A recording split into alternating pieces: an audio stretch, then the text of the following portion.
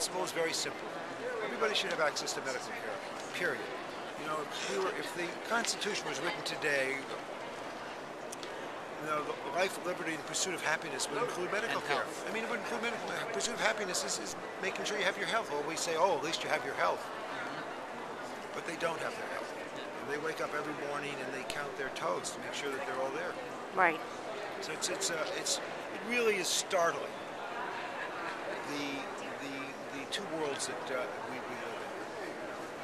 So this is just another world. I mean, it's just another world of suffering.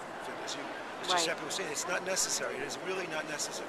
I wonder if California could propose a proposition that all the elected leaders lose their health care for a short period of time necessary for them to create we all believe, Dr. Del Priore, that if the members of the United States Congress and the House and the Senate had to purchase individual health insurance and had to pay the same price as the American, people pay, we'd have health care reform in about a week. Similarly, since the insurance companies are paying every one of our elected officials to maintain health insurance, perhaps if the insurance company paid each of us, we could be more sympathetic. Right. If they were just spend an afternoon here and look over my shoulder, I could. It's transformative. There would people could not. You can't say no to this. You can say no to a lot of hypocrisy. You can say no to a lot of misinformation, but you can't really say no to a person that we saw this morning who was first in line here. He had a hip that needed to be replaced. Well, okay, we'll replace the hip.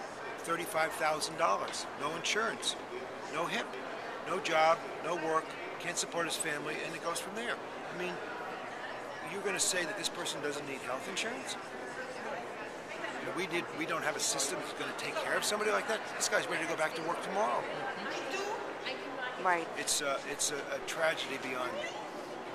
Well, thank you both, and you both have really, made the final pitch and the final case for why we need, health care reform, not health insurance reform.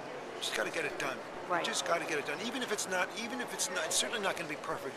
But if they can get a foot in the door, and they can make the insurance companies say that we've got a foot in the door, we have some control over you, that would be a major accomplishment. We agree.